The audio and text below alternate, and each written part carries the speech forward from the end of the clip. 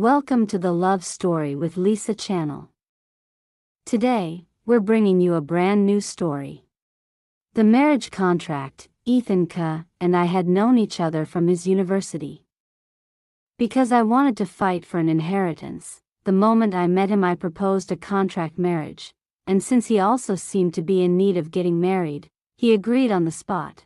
I am the eldest daughter, in fact, the only daughter, of the Shin Group. By all rights, the Shin Group should have been my inheritance. But when I was a teenager, my aging father remarried a woman who brought along her own son. Over the 10 years that followed, my stepbrother proved remarkably skilled at winning father's favor. 3 years ago, father fell seriously ill. After lying in the hospital for months, his mind was no longer sharp. I never imagined he would consider handing the company to my stepbrother. When I heard the news, I was furious. The year he married my stepmother, I had already looked the other way. And now he was planning to give away everything to an outsider, Nathan Yen, to manage. I argued with father about it. He told me, "You're a girl. Sooner or later you'll follow your husband. Nathan is different. I watched him grow up. I understand his character and his abilities. If something happens to me, Nathan will take care of you." I didn't believe a single word. Nathan Yen was a man with ulterior motives. If father were truly gone, would he really treat me well? I cited evidence, I brought up mother, and in the end, father relented. He said, whoever gets married first, he would hand the company over to that person to manage. In order to win the inheritance, I had no choice but to go online and find someone to marry. My best friend offered some advice. If it's going to be a contract marriage, find someone who's easy to control. A college student would be the top choice. I figured she had a point, young, energetic, full of enthusiasm, naive and simple. A bit of good looks wouldn't hurt either, so I went to campus to find someone. When I found Ethan K., he was wearing a clean white shirt, surrounded by a cluster of female students. Tall and slender, with an air of refined elegance, clearly the school's heartthrob. I made my decision on the spot. I walked toward him. "Can we speak privately?" He slowly turned his head. When he saw me, he paused, I thought, probably because I was too abrupt. After all, he was the campus heartthrob. A little arrogance was understandable. After he sent the female students away, I pulled out a card and said coolly, "This card has 100,000 in it. Could I have 10 minutes of your time?" He straightened his expression. His eyes were deep and unreadable. His voice was pleasant, like a fresh breeze brushing past the ear. Which made me even more satisfied with him. "Marry me," I said. The moment I finished speaking, I saw the smile vanish from his face. Without the smile, he looked extremely cold, especially with those glasses, he looked even colder. The people around us seemed more shocked by my bluntness than the one being proposed to. Nobody knew what they were whispering to each other about. In the end, Ethan K. pulled me away. It was the first time I had walked hand in hand with a man. I was a little surprised, still unable to come to my senses, until his cold voice sounded above my head. "Are you sure?" He was being very serious. I thought he might have misunderstood me, so I quickly explained, "A contract marriage." He raised an eyebrow. "Like in the dramas, right?" "Exactly. I have money. If you agree to a fake marriage with me, I can give you 100,000 a month." He frowned, clearly not pleased. "Then 200,000 a month." His face went dark. I was starting to feel annoyed. Too greedy. If he weren't so good looking, I wouldn't even want to marry him. 300,000. I can't go higher. If you don't agree, I'll find someone else. Deal. He suddenly cut me off, pushing up his glasses. He smiled. Everything went so smoothly it made me feel slightly uneasy. After explaining all the terms of the contract, I was about to leave when I remembered the most important thing. Right. Are you of legal marriage age? I looked at him anxiously. Please don't tell me I'd spent all this time and effort only to find out this kid wasn't old enough to marry. He gave me a look of puzzlement, but still smiled. Old enough. Should we register today? At first I wanted to say there was no rush. But I was afraid he'd change his mind, so I nodded. Do you have your ID with you? His eyes lit up. Of course. I kept feeling like he was even more eager than I was, when we were standing in the civil registration office and he took out his ID. I saw that he was actually older than me. I was stunned. He had repeated years. At this age and still an undergraduate, you held back, he said, startled by my question. Then he seemed to remember something and smiled absently. I skipped ahead. More than a few times, later I found out the truth. When he said, skipped, he had used the word for skipping grades, but I had misheard it as failing grades. He wasn't a student at all. He was a faculty member, the youngest professor of economics in the university. I was mocked by my best friend over that mistake for a very long time. I was both mortified and indignant. Who told him to look so young? My friend stopped laughing and grew serious. It seems like he won't be easy to control. Be careful. Don't end up losing everything and being unable to get out. I helplessly shrugged. What can I do? We already registered. I can't change partners now, fortunately. At first father was suspicious that I'd randomly found someone to marry just to deceive him out of the inheritance. But after he met Ethanka, something was said between them that I never learned about, and father trusted without question that I wasn't faking the marriage. He calmly handed over the inheritance rights of the company to me, while the position of vice president went to Nathan Yen. To prevent father from growing suspicious, after the wedding I told Ethanka to move into my villa, but he firmly refused. He insisted I move into his place instead. I figured it didn't matter much, so I went along with it. But then he said he didn't need the 300,000 a month, which worried me greatly. Later he explained that he also had his own reasons for needing to get married. His parents were pushing him to settle down. This was mutually beneficial. Only after hearing that did I stop worrying. For 3 years of marriage, Ethan and I weren't particularly close, but we were harmonious. His field even helped my work considerably.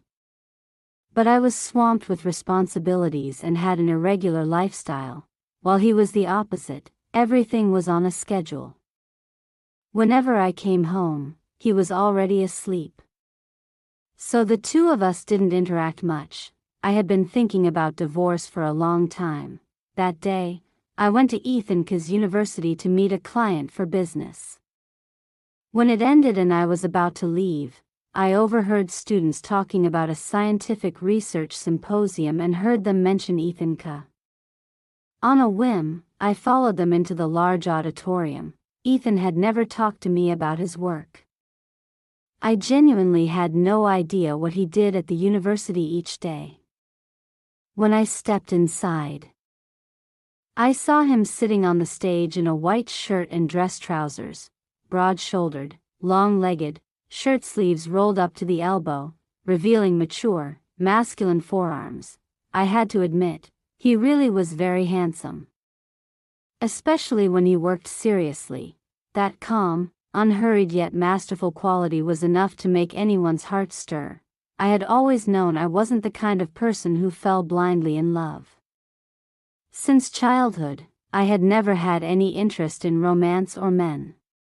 My only focus was making sure the family company didn't fall into the hands of those two.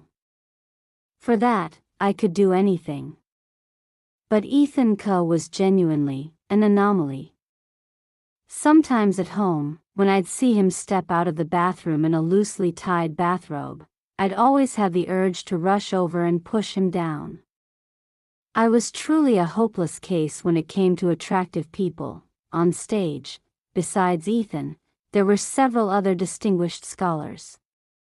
The MC was a beautiful, young, and gentle woman who had an aura of deep learning. From the hushed whispers of the students in front of me, I realized she was Vivian Song, Ethan's junior. The two of them had gone to the same high school and university. One studied economics, the other journalism. Some student was even whispering a question about whether she was Professor K's wife. I froze. In all 3 years of our marriage, I had never appeared publicly as Ethan's wife. Everyone knew he was married, but no one knew that the wife was me. I quietly observed the chemistry between the two on stage. They really were well matched. Vivian Song was probably around Ethan's age, since Ethan had taken the university entrance exam in his second year of high school. He started university early, which made him her senior despite being nearly the same age. Although the university ranked first or second in the nation, its arts program wasn't particularly strong. With Vivian's abilities, she should have chosen a school better suited to her. Why did it have to be this one? It was hard not to wonder if she'd followed someone there for love, not jealous. Nathan Yan's cold voice drifted over. I turned and frowned at him. Did you follow me here? He put on an innocent expression, walked over to the empty seat beside me, and sat down. Not at all. I had business here. He paused, glancing at Ethan and Vivian on stage with an unreadable look. Actually, I know your marriage with him is fake. I raised an eyebrow in surprise. He quickly interrupted, don't misunderstand. I won't breathe a word in front of your father. I just want to say, I genuinely have no intention of fighting for the inheritance. You don't need to sacrifice yourself like this. If you really think that way, leave the company. The smile on his face stiffened slightly. Aside from that, whatever you want me to do, I'll do it. Petty hypocrite, I thought contemptuously. The symposium had ended and the QA session with students had begun. A student in front of me stood up and asked Ethan K, Professor K, I'm asking this on behalf of everyone. Is Miss Song your wife? The moment the words landed, the entire audience erupted. Everyone looked up at the stage with curiosity. Even Vivian Song's face turned red. Nathan Yen leaned close to me. What do you think he'll say? I frowned and pushed him away. I despised getting close to him. On stage, Ethan caught sight of me. He paused slightly, then saw Nathan sitting beside me, and his expression darkened. I realized, in all 3 years, whenever he saw Nathan Yen, Ethan had that same expression. He was always gentle and courteous with everyone else, except Nathan. It made perfect sense. Nathan's character was the kind no one liked. It's not, Ethan said flatly. Everyone in the audience looked visibly disappointed. Vivian Song smiled, though it looked strained. Then Ethan's dark eyes found mine and lingered. He added one more sentence. But my wife is here. The audience erupted again. Everyone looked left and right, trying to find where his wife was. Someone asked who it was. I met his gaze calmly. He gave a faint smile and said nothing further, quietly steering the conversation to a different topic. When the talk ended, Ethan stepped off the stage and walked toward us. Nathan Yen muttered into my ear, break up with him. Don't ruin things for others. He and that girl, they suit each other. I said nothing, because what he said was right. Over 3 years, my ability had been acknowledged by the shareholders. This marriage no longer needed to exist. If it continued, it would only hold Ethan back from finding someone he truly wanted. Ethan came to stand in front of me. Come home with me. He didn't ask why I was there. As usual, he simply asked if I wanted to go home with him. Before I could answer, Nathan's mouth moved again. No need to perform in front of me. Aren't you two just in a fake marriage? The moment he finished, I felt the whole world go quiet. Ethan's jaw tightened. His Adam's apple moved as he silently looked at me, as though waiting for me to speak. Nathan smiled slyly. Right? Didn't you want a divorce too? Shara? I've already seen the divorce papers in your office. You snuck into my office. My eyes went cold as I looked at Nathan. And then the only thing in my head was, sure enough, this man has bad intentions, sneaking through my office, leaving those divorce papers lying around. Then Ethan's low voice cut through. Divorce papers? The word fell quietly. Shara, you want to divorce me? I glared at Nathan. What does this have to do with you? Are we that close? Do you have the right to use my nickname? I kicked him and dragged Ethan away. Back in the car, while I was still trying to figure out how to bring it up, Ethan spoke first. You really want a divorce? He didn't look at me. His gaze was calm, facing forward, his profile cold and distant. I pushed aside the uneasy feeling inside me and nodded. A moment passed. Then he said, okay. Perfectly calm, as if divorce were as mundane as deciding what to have for dinner. Suddenly I felt uncomfortable. I didn't say anything more. The whole ride home was silent. When we got back, I told him I'd handle the divorce paperwork the next day. He gave a quiet and then, in the middle of the night, I was jolted awake by a phone call. Ethanka had been in an accident. He was in the hospital. I was stunned. Wasn't he sleeping in the next room? When had he gone out? I rushed to the hospital in a panic. He had just come out of surgery. 3 days later, I stepped out to take a call. When I came back, I found him awake, sitting obediently in bed, looking at me with wide, blank eyes. Who are you? A sense of dread came over me. You don't recognize me? He shook his head innocently. His mother sat beside him, crying softly. This is your wife. She hesitated, wondering whether to mention the fact that just a few days ago we'd been planning to divorce. Then Ethan responded gently, oh, so this is my wife. No wonder, the moment I saw you, I felt such a profound sense of familiarity. The corner of my mouth twitched, then he took my hand, his beautiful, clear eyes staring at me intently. I'm so fortunate to have married such a pretty wife. I didn't dare believe it. I looked at Ethanka. He had never said things like this before.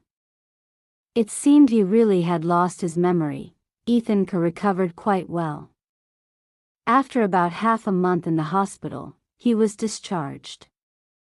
But then I faced a new headache. He had forgotten the marriage contract between us. He had also forgotten that for 3 years, we had always slept in separate rooms. One evening, he lay down on my bed as though it were the most natural thing in the world, and looked at me with a pure and innocent expression. Why aren't you sleeping yet? You've been working all day. Aren't you tired? I awkwardly stared at him. In the end, I decided to be direct. Your room isn't here. You normally sleep in the room next door. He was completely bewildered. We sleep in separate rooms? Why? He sat up and gave me a look of heartfelt contrition. Wife, please don't be angry with me anymore. Whatever it was, I was definitely in the wrong. He opened his arms and pulled me into them, gently stroking my back, resting his chin on my head like a gentle puppy, coaxingly whispering, "Don't sleep in separate rooms anymore, okay?" My love. I flinched at the words, my love. I inwardly scolded myself for being weak-willed.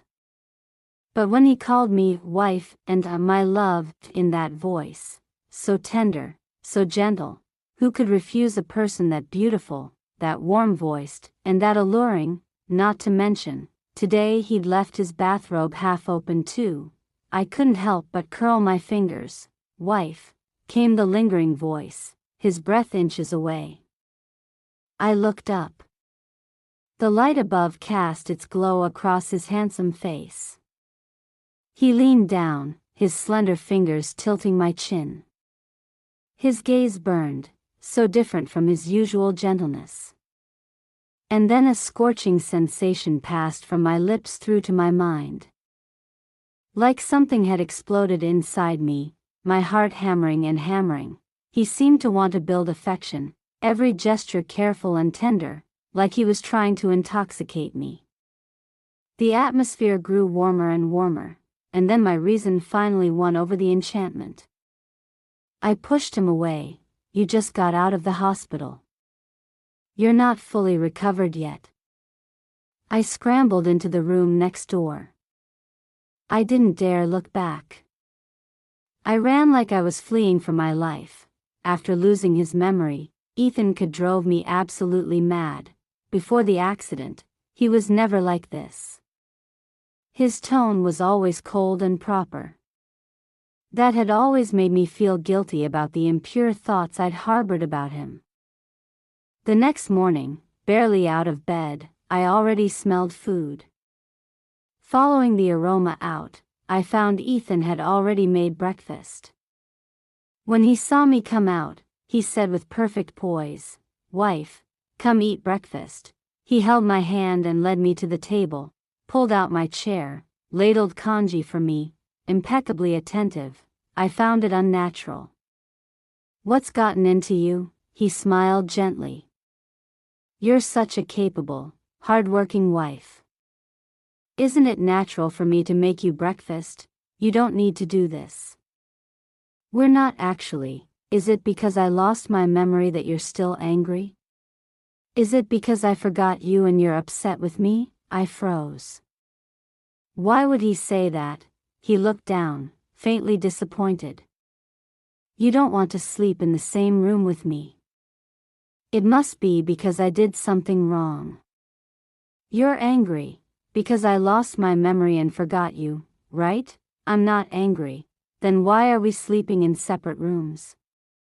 Don't ask me about this anymore, especially not with those beautiful, soulful, wounded eyes staring at me." It made me feel guilty and careless. Sure enough, after that, I genuinely agreed to stop sleeping in separate rooms with him. I came to my senses and bolted, using work as an excuse to flee. At noon, barely done with work, my secretary told me someone claiming to be my husband had come to reception to look for me. I was so startled I rushed downstairs. In the lobby, I spotted Ethan like a pine tree after a snowstorm, and every employee in the company was sneaking glances at him. He didn't seem to care at all, calm, composed. When he saw me, his cold gaze instantly softened to something warm and liquid. "Wife." His voice wasn't loud, but it was perfectly pitched for everyone to hear. I took a deep breath, walked over, and pulled him outside. "What are you doing here?" He looked completely innocent. "Can't I come here?" Then, very naturally, he tucked a strand of hair the wind had blown across my face behind my ear. So tender it made my heart skip.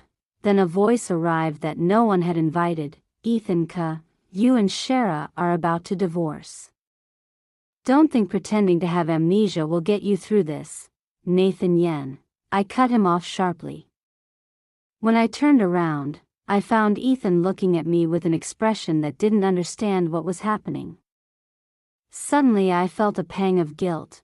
Was he telling the truth? I knew this was a good opportunity to come clean. I should tell Ethan the truth about our contract marriage. But then I decided not to. Ethan exhaled. The corner of his mouth curved upward slightly. I didn't notice. I was too focused on Nathan Yen, who was turning red with fury. Shara, why won't you tell him the truth? You and he clearly. Nathan moved toward me, about to grab my arm, but Ethan was faster. A clean, decisive movement, intercepting him and shoving him aside. There was a crack. It sounded like a bone. I quickly pulled Ethan back. Don't break his arm. His mother will tell father. You feel sorry for him? Ethan frowned at me with dark, shadowed eyes. Clearly he was misreading me. Nathan yelped. Shara. I'm only trying to do what's best for you. One look and I could tell he wanted me to break the other arm. Ethan radiated cold fury. He reached for Nathan again. Ethan, don't break his arm. Don't dirty your hands over him. He's not worth it. Hearing that, Ethan gradually calmed down. The moment he released his grip, Nathan fled. I quickly pulled Ethan away as well. Back in the car, he was still unhappy. Why does he call you by a nickname? Why didn't I know you had a nickname like that? I was at a loss for how to explain.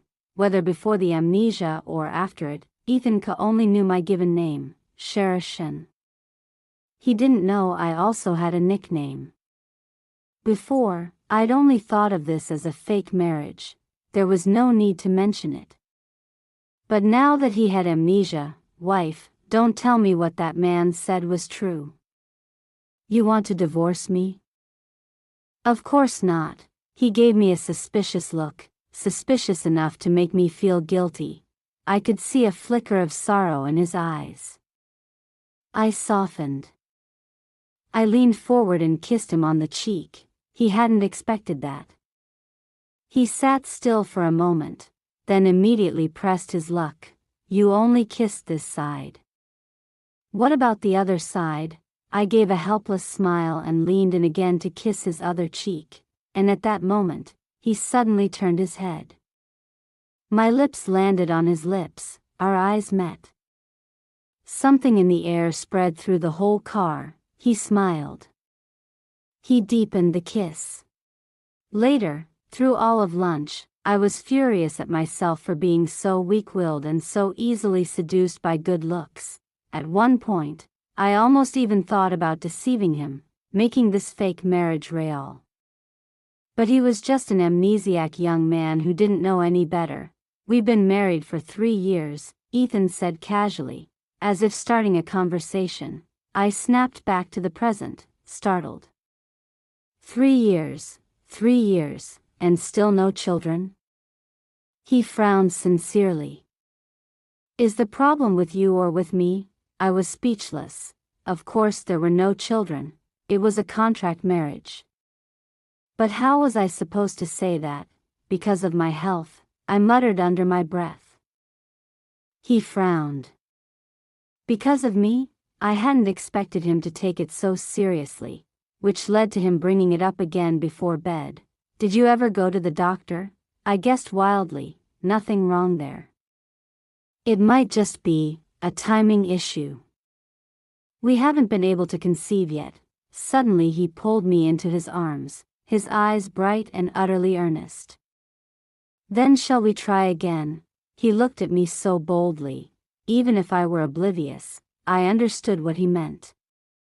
My face flushed.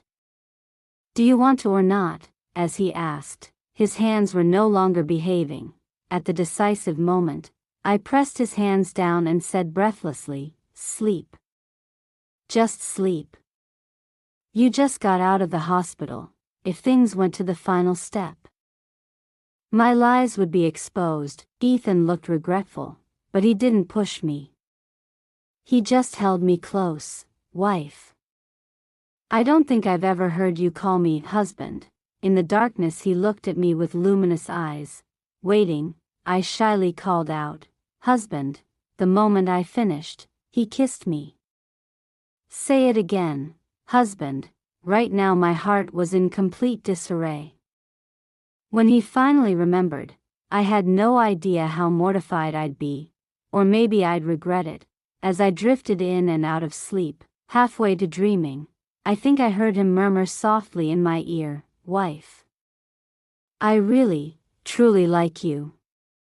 The first time Ethan returned to teach classes after losing his memory, I was a little worried, so I quietly took a day off to go with him. I thought he wouldn't be able to find his way, but throughout the entire journey he wasn't the least bit confused. You remember the way? I asked, surprised. He paused, momentarily flustered. Muscle memory. The body remembers, muscle memory. That's quite impressive, Ethan. A gentle female voice came from the doorway. I looked toward it. It was Vivian Song, Ethan's junior. I heard about the accident. Are you all right? She turned to Ethan, deeply distressed. So the amnesia is real. She walked toward him. I was planning to visit you in the hospital. But I didn't know which one you were in. She fixed her gaze entirely on Ethan, as though I didn't exist. I was at a loss for words. I was standing right there, his wife, and she wasn't even going to greet me? Not to mention that Ethan, calling him by his first name so familiarly. Just then my phone rang. Business call.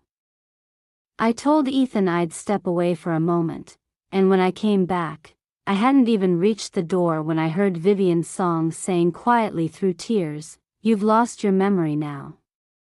Do you still remember what you said half a month ago, that you wanted to divorce her? That you wanted to be with me?" My step stopped, so there was this too. I couldn't put into words what I felt then. Then came Ethan's calm voice, unreadable, of course. My marriage with her was only a contract. But now that I have amnesia, so Vivian Song knew about the contract marriage between me and Ethan. I couldn't describe what I felt. When Ethan and I had signed the contract, I had clearly told him not to tell anyone. Who had told her? Who told you about the contract marriage between me and Vivian? I said, stepping inside. A moment of silence. Then Ethan's low, unhurried voice arrived from the other side. I told her, of course. That cold tone reminded me involuntarily of the day I'd said I wanted a divorce. He'd been equally cold. So all along, the reason he'd been so calm about the divorce was because he had already wanted one too. Because of Vivian's Song, because of my arrival, the two of them dropped the previous subject. I pretended I hadn't heard anything, said I had company business and had to leave early. Unexpectedly, Vivian also said she had to go. She left after me. Once we were far enough from Ethan's office, she spoke. I know about the contract marriage between you two. Oh?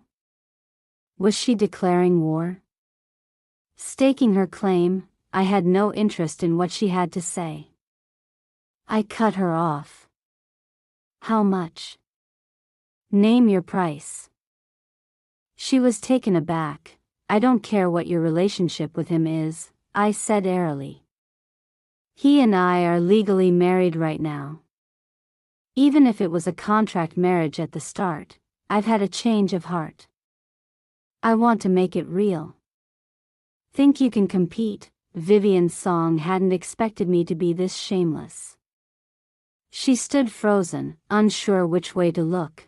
I smoothly pulled out a card, just like I'd done with Ethan that day. 5 million in this card. If you agree to stop pursuing Ethan Ka, I can offer more. Vivian looked at me with a complicated expression, then glanced behind me. Miss Shen, I know you're very wealthy, but I'm not that kind of person. I didn't particularly care. I don't care what kind of person you are, Miss Song. If you want to fight for a man against me, do you think you can win? Vivian didn't answer. Then Ethan's voice came from behind. Wife, am I only worth 5 million? I could see the amusement flashing in Vivian Song's eyes. I turned, startled. I had no idea when Ethan had shown up. He was looking at me, unreadable. I froze, then panicked. Shouldn't you be teaching class? What are you doing here? He stepped toward me. While I stood there in anxious dread, he suddenly pulled me close. If I go to class, how would I get to see my wife's formidable side? He heard everything. I said to myself, Ethan, she's lying to you. You and her, it's only a contract marriage. She's deceiving you while you have amnesia. Ethan's expression didn't shift. Calmly, he looked at Vivian. I've lost my memory, Vivian, but no one knows me better than myself. Even if I lose my memory 100 times over, I'm certain I would always fall in love with her at first sight. I was stunned. He gently patted my head, eyes steady and direct. Because she is my type. Vivian Song, stung by Ethan's words, turned and left. Suddenly being confessed to by Ethan Ka, I felt slightly dazed. By the time I came back to my senses, I found he had already pulled me into his classroom. Once he'd arranged a seat for me, he began to teach, seriously and without faltering. I was once again astonished by his muscle memory. Apparently, even losing his memory hadn't erased his professional abilities. Some science this was. I was skeptical.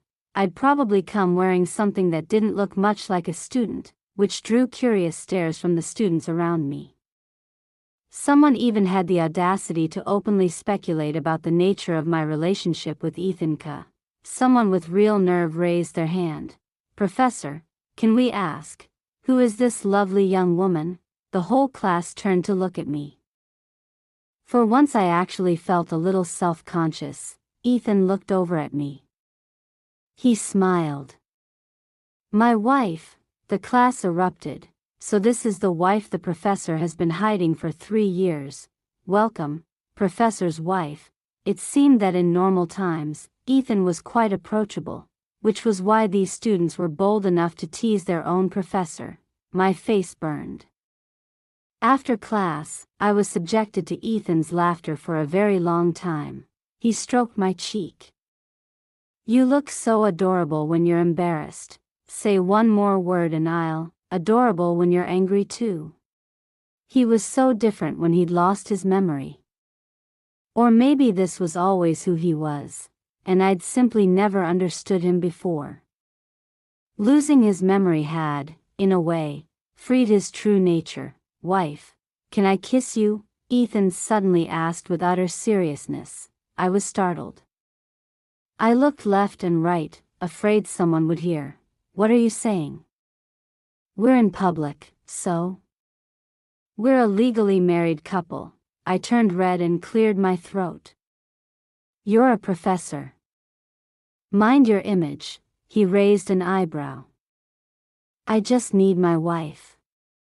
What do I need my image for? Then he leaned down and kissed me. A flustered voice piped up. Do I need to step away for a moment? I came to my senses and shoved Ethan away. I turned around, and when I saw who it was, I nearly froze. Dylan, you know him? Ethan frowned, repeating my words. Clearly he was displeased. I quickly explained, this is Dylan Jiang, my senior from high school. He also graduated early, same as you. He gave a speech for the graduating class in year 12. We were in the audience, I explained carefully and patiently. Then I noticed Ethan's expression darkening further. Dylan Jiang chuckled. An old friend, Ethan, pretending in front of me is pointless. He looked at me. Junior, I'd say he was also your senior from high school. Just like me, he took the university entrance exam early. I was even more surprised. I blinked at Ethan. We went to the same high school. I'd known about Ethan and Vivian going to the same high school, but I'd never thought to ask which one. It turned out the world was this small. Everyone had gone to the same school, well, of course. Vivian was a few years older than me. By the time I transferred in, she'd probably already graduated high school. And Ethan had graduated even earlier than she had. "Stop performing in front of a junior like me," said Ethan flatly to Dylan. Dylan paid no attention. "You've lost your memory, right? But surely you wouldn't forget what you once promised to join me for?" Ethan frowned, not understanding. Dylan smiled ambiguously. "Aren't you?" "Well, I'd say, you didn't forget." I didn't understand their cryptic exchange. Then suddenly Dylan looked at me and said, "Junior, do you know that Ethan K has actually liked?" Ethan cut him off, gritting his teeth, staring Dylan down. "I agree. I'll do it." "What's the event?" I looked at the two of them, curious. Dylan answered first. "Just an interview." It seemed Ethan didn't want me getting too close to Dylan. He hurried me into his office. The moment we were inside, he pressed his arm against the door and closed it. I was puzzled. "What's going on?" "I think I've just remembered some things. You and Dylan both came to give speeches at our school. Why do you only remember him?" He sounded like he was suppressing something. I thought it over, then suddenly understood. I looked at him with shining eyes. "Are you jealous, just because I remembered him and forgot you?" "Yes.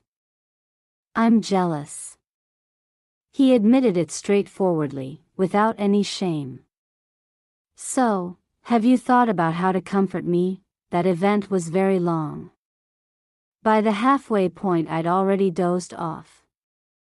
I wasn't even paying attention to what anyone on stage was saying. And besides, for a few months before my university entrance exams, Dylan was my private tutor. Oh.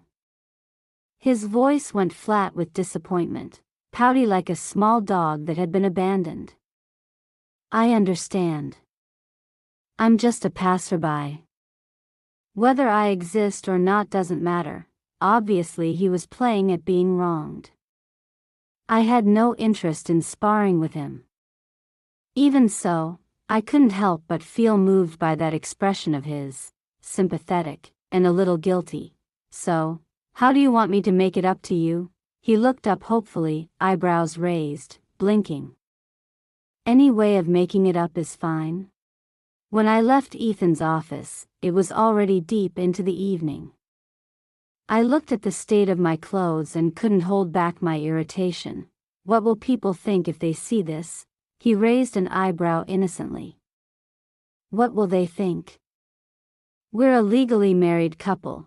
He tilted his head, looking at me with those dark, impish eyes. "Wife, take tomorrow off.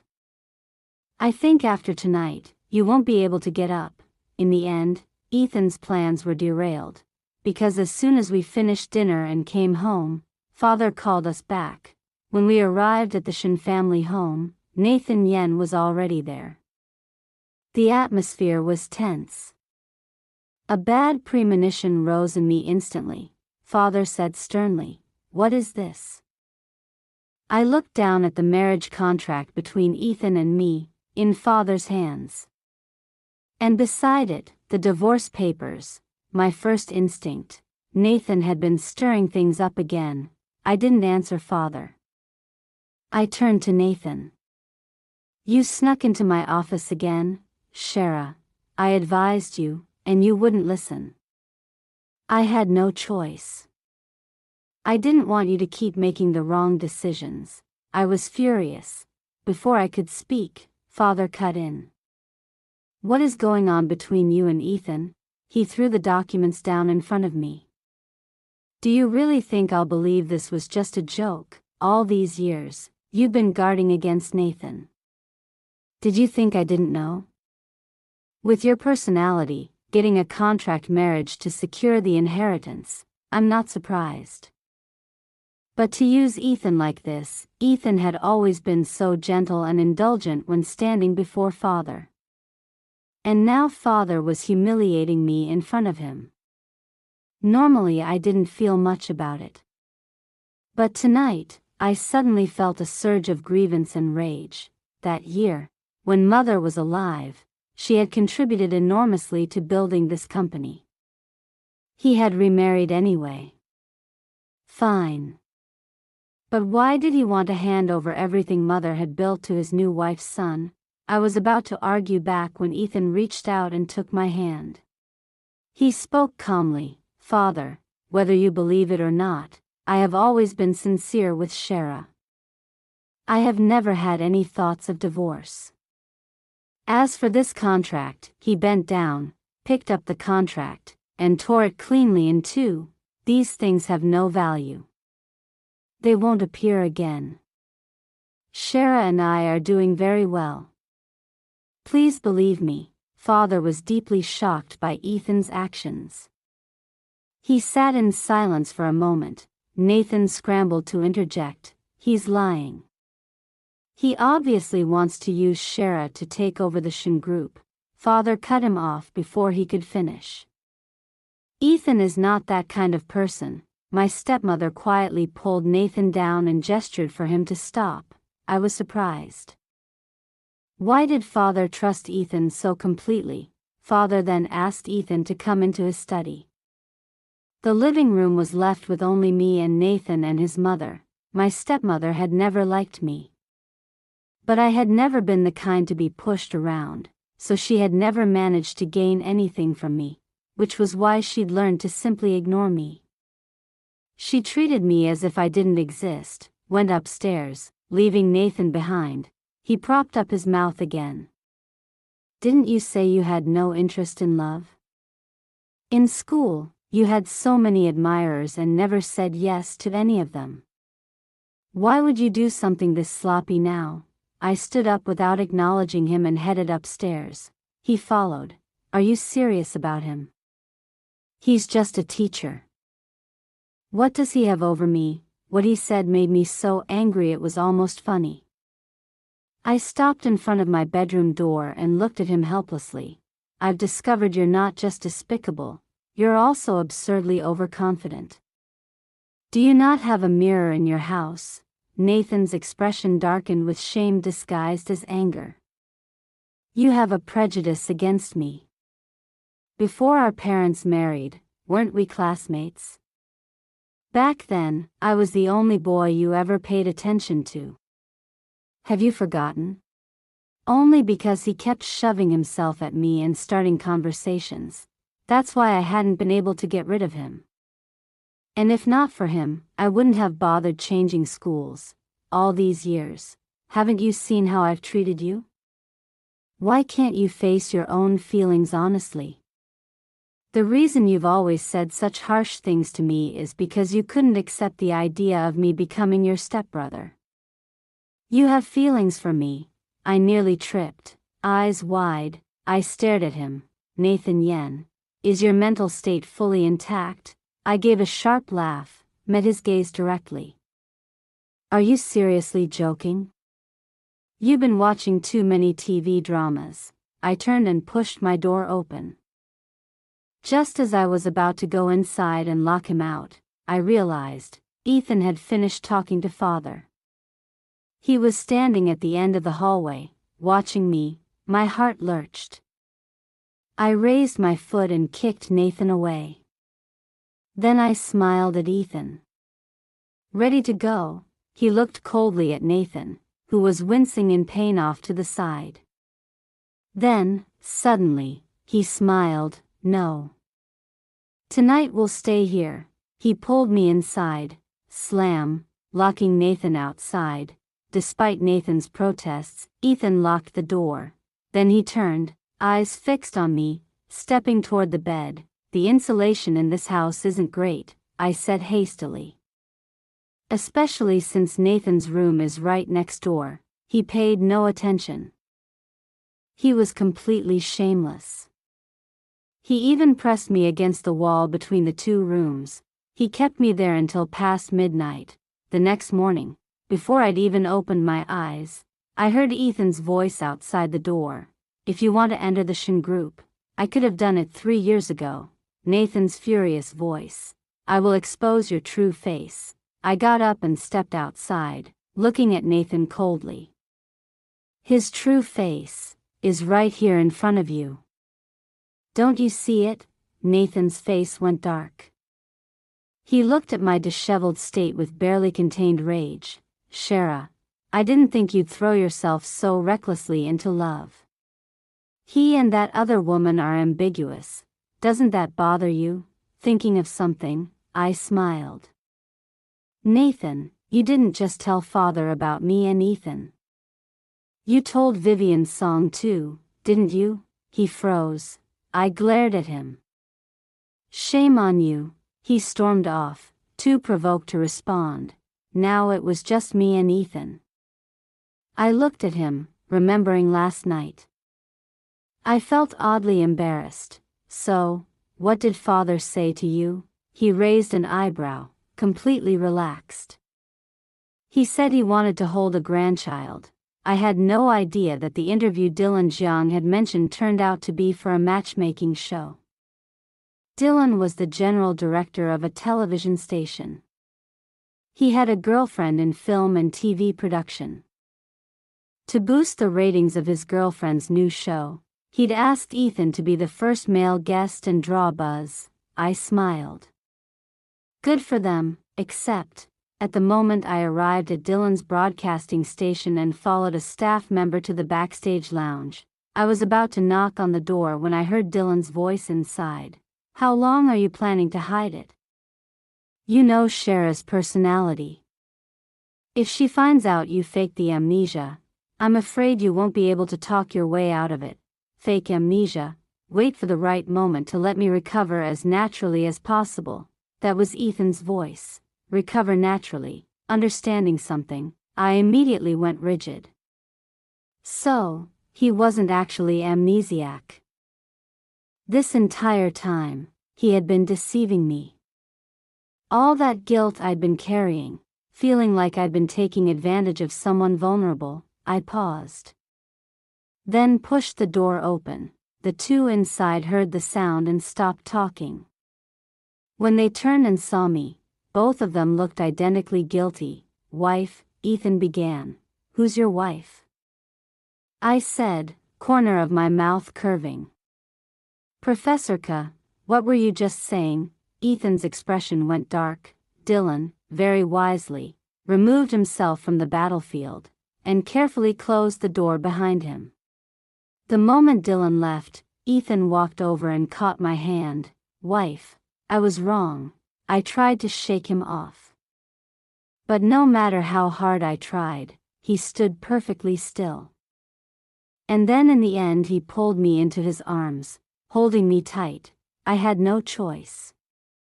"You wanted a divorce. But I didn't want one. I couldn't think of any other way to stop you. So I staged the accident to frighten you. I didn't know it would hurt you so much." It wasn't. I was actually in an accident. But when I woke up, suddenly I had a feeling. He was too pleased with himself. I was wrong. "Will you forgive me?" Even while apologizing, he was kissing me. Shameless. The moment I said no, he would kiss me again. Ugh! Suddenly Dylan pushed the door open. "Are you done? The show's about to start." The kiss between me and Ethan was interrupted. I realized Dylan had an exceptional talent for ruining people's moments. Every time he appeared, it was at exactly the wrong time. Ethan looked at him coldly. "I'm not going." I also looked at Dylan. "Dylan, for nothing, I treated you as a big brother. And now you're using my husband to help your girlfriend cheat on me." Dylan's eyes went wide. "Cheat on you?" I only asked Ethan to come as a relationship advisor for the first episode. How is that cheating, Big Brother? Please, I'm begging you here. The show's about to go live and I still haven't found a good enough substitute at the last minute. In the end, Ethan still went to film the show. But the MC was Vivian Song. Dylan hadn't mentioned that at all. You tricked me again. I glared at Dylan. The two of them don't have a chance, he said helplessly. Your husband doesn't like her. Below the stage, I watched Vivian's Song repeatedly try to steer questions toward Ethan, growing more and more displeased. This couldn't go on. I shot a fierce look at Dylan. He threw up his hands in helplessness. Then, in the middle of our standoff, I heard a composed voice across the room, Dylan. I turned around. A soft, elegant woman looked at me with surprise. Is that Shara? She looked at Dylan standing beside me, and her expression dimmed. I didn't understand. Have we met? The woman named Annie seemed a little flustered. It seemed she was flustered because of me. Dylan walked over and put his arm around her with a smile. My girlfriend, Annie. This is Ethan's wife, Shara. Annie was taken aback. Shara, every week for the past while, I'd go to the library for tutoring. Ethan was always nearby. But you never talked to him, and yet you knew he was giving you extra lessons. And how did you know Ethan was there? Dylan and I asked in unison, his question coming first. Mine second, a brief silence. Then Dylan, as if it all clicked, all those years ago, you thought there was something between me and her, and that's why you ignored me, Dylan. Annie startled and burst out laughing. On one side of the room, the conversation continued, while on the other side, Vivian Song was still trying to find new angles to talk to Ethan. By the way, you and Professor K have known each other quite a while now. But I've never asked, what's your ideal type, Professor? This sentence carried enormous weight. Everyone in the studio and among the guests leaned in. The live broadcast had the comments flooding across the screen as viewers immediately began shipping the two of them. I was not happy. Then, Ethan looked straight in my direction.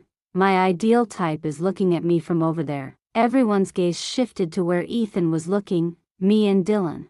The director, sensing this was a golden moment for ratings, immediately swung the camera toward us. I was forced to pull in my claws and manage a gentle smile.